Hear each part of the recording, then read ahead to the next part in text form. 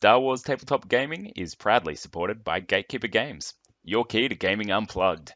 A tabletop games store offering a friendly atmosphere for people to buy and play their games in the north of Fitzroy. Welcome to episode 18 of Star Wars Tabletop Gaming. In today's episode, we're going to talk about the T47 Airspeeder unit expansion that we now have all the details on, including the extra weapons we can chuck on its rear hardpoint. So first we'll go through the Airspeeder and all of its stats, and then we'll go through the new weapons we have, we'll go through its unique pilot that it can have, and some tactics that we can use with the Airspeeder in combat.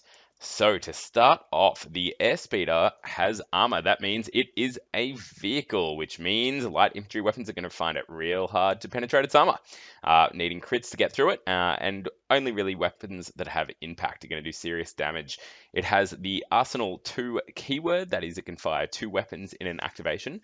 It has cover 1, which is really cool, and it means at least weapons that are only firing that have impact 1, for instance, or an impact and are hitting hits before they switch to impact, that cover 1 will be able to take away those hits before they switch.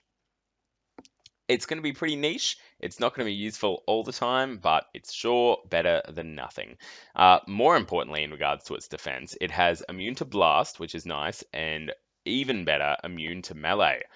So the main thing we're going to see in the start of when Legion first comes out is that Luke Skywalker and Vader are going to do some serious damage to vehicles because they've got high impact weapons, they've got lightsaber with really good dice, so being immune to melee means you can pretty much just do like lappies over the enemy's army and they can't touch you. They'll be able to shoot at you, but they won't be able to get into close combat with you to tie you up and to get those high impact lightsaber hits. So immune to melee I think is going to be really good. It has speeded 2, which means it can go over, I think the way it's going to work is that means it can go over 12 inches of terrain. So high buildings, high cliffs, anything like that is not going to get in the way of the airspeeder. It's going to fly straight on over them. And it also means it has to make a compulsory move, which I think is really good for this because it's going to keep it moving. And it's almost like getting a third activation for free because you're going to want to have this thing moving around to get good vantage points and to stay out of enemies' fire. So that is the T47's keywords. It has 7 health and 5 resilience, so not overly high with health. Certainly 7 is not nearly as good as the 11 of the 80 SD. And for 175 points, 7 health is looking pretty fragile. So we'll see how that works out. I'm super confident, but it certainly is a weakness. It has a white defense die and it has a defensive surge. Regards to weapons, this thing has pretty much the best ranged weapon in the game, I think, that we've seen so far. So it's range 1 to 3. It has 3 red dice and 3 black dice, which is very, very nice. It is fixed front and it has impact 3. So you're going to be doing some serious damage to enemy vehicles. It has a few upgrade slots, and we'll get into what you can put in those in a minute. So that is the T47 Airspeeder. It's designed to move around the battlefield nice and fast and get some serious hits onto your opponent. This article, the big things that we saw were the weapons that we can put on that rear hardpoint. So first up, we have the AX-108. Yeah, ground buzzer. I don't think it's 108. 108. We'll go with 108. Ground buzzer. It has 4 black dice at range 1 to 2, so that's going to do some really great damage to infantry units. It is fixed to the rear. So this is going to be a really unique place where you want to put your airspeeder, is kind of in the middle of your opponent's army. You're going to want to be firing that front weapon at a vehicle, maybe an opponent's AT-RT or the AT-ST or another airspeeder, and you're going to be wanting to have the rear of your vehicle facing probably towards some troops. It doesn't have impact, so it's not going to do much damage against vehicles. So you want troops at your rear, vehicles at your front. If you can do that every single turn with an airspeeder, I congratulate you, but there's definitely going to be some serious tactics involved with moving this thing around, and that's great. I love a unit where you really have to think about how you use it, and if you use it well, you get rewarded. So that's pretty stock standard, 4 black dice. The next upgrade to the rear point that we have is a little more interesting. So it is range to 1-2 again. Rank 1 to 2, I should say. It is a single red dice. It has impact 1, which means that single red dice is going to do pretty well, at least against AT-STs and AT-RTs. The cover 1 on an opponent's airspeeder will pretty much stop this from doing anything. Fixed to the rear, so you're shooting out the back, and it's a tow cable, as the name power harpoon will imply. So, after a vehicle is wounded by an attack that includes this weapon, perform a pivot with that vehicle. Only 8 points, much cheaper than a 20-point ground buzzer. And here's what it can do.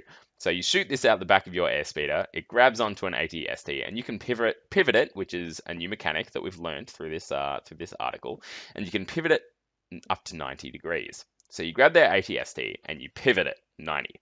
Now, if that AT-ST either has an ion token on it or is down to 1 activation because of some damage, that's going to severely limit what that AT-ST can do. Pretty much having to pivot to get back to turn to hit something and subsequently not being able to fire in that turn, or now having to fire 90 degrees to the right or left, meaning it's probably not firing at your airspeeder if you position yourself well, and it may not be able to fire at any of your army. So I really like the synergy between using ion troopers and using your airspeeders to kind of really shut down your opponent's AT-ST with a power harpoon. Look, it's a lot of things to line up to get right, but if you're pulling it off and you're cutting out a quarter of your opponent's army, you're doing really well. Once again, intelligent unit, intelligent design, you're going to have to really do some hard work to get results out of it. So that is the power harpoon. So those are the 2 weapons that we've seen from this article that you can put on the back of your airspeeder. Really interesting stuff. So we now know what pivoting is. It means that you're not going to have to move your AT-STs and AT-RTs in a kind of wide arc. You can pivot them on the spot, which is nice. From what I understand, that will take up an activation, as it should. But it means you'll be able to get some shots on without having to walk forward, which is handy.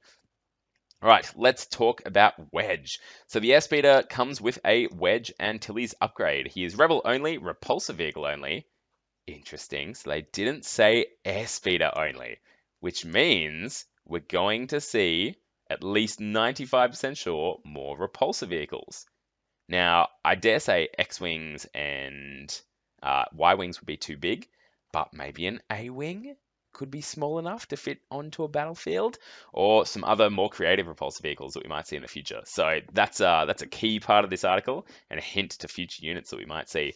He exhausts when you use him, just like we saw with Weiss in the AT-ST expansion. He's only 5 points, nice and cheap, and his thing that he does is, until the end of your activation, you gain full pivot. That is, when you pivot, you can pivot up to 360 degrees. This is so cool. So here's how this is going to work. You do your compulsory move with your airspeeder. You go behind an AT-ST. You then pivot a full 180. You're now facing at the rear of that AT-ST. So your impact 3 goes up to impact 4. And you just unleash on its rear facing. Not only are you getting its rear facing, you're doing serious damage, but because you're behind the AT-ST, even if it pivots 90 degrees, it's probably not going to be able to get shots onto you, which is really cool. So there we go, Wedge. I am going to definitely include him on my airspeeder, and I think he's going to be really cool, and that makes that airspeeder just going up and down the battlefield and really doing whatever you want. Seriously impressive. So good old Wedge, he's going to be awesome, and I think he will make your airspeeder seriously powerful. So that's pretty much everything that we have on the airspeeder there. I'm really looking forward to getting this unit on the battlefield. I really want to take 2 to kind of outflank opponents' AT-STs on both sides, so that they have to choose to fire one direction or the other, and come in and just absolutely blast them, because that laser cannon with 3 red dice and 3 black dice is so powerful.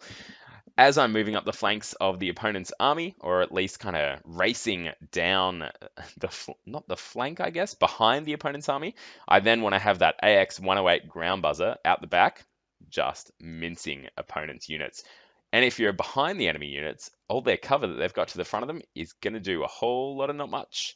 So I think the ground buzzer, combined with the laser cannon, is going to be what makes this vehicle most powerful. Look, the power harpoon's a lot of fun, and I think it could work maybe if you get really creative, but I think most people are going to arm their airspeeder with an AX-108. Certainly one of my 2 will have Wedge in them, because he's a unique character. You can't put him in both. There's not 2 Wedges out there. But and that's it. That's how I'm gonna arm my airspeeder. Look, that comes to, let's see, 20 points there, 5 points there. That's a 200-point airspeeder. So having 2 will take up 400 points in your army, which is half your army. Maybe it'll work, maybe it won't, especially when they're only 7 health each. We'll just have to wait and see how fragile 7 health ends up being. It is armor. It does have cover 1. It's immune to melee. Hopefully that'll work to keep that 7 health going and to keep it around. So hopefully you've learned something from this video about the Airspeeder. Let me know if you're planning on running it and if you're planning on going with the ground buzzer or the power harpoon in the comments below. Thank you very much for watching. I hope you've enjoyed, and until next time, may the force be with you.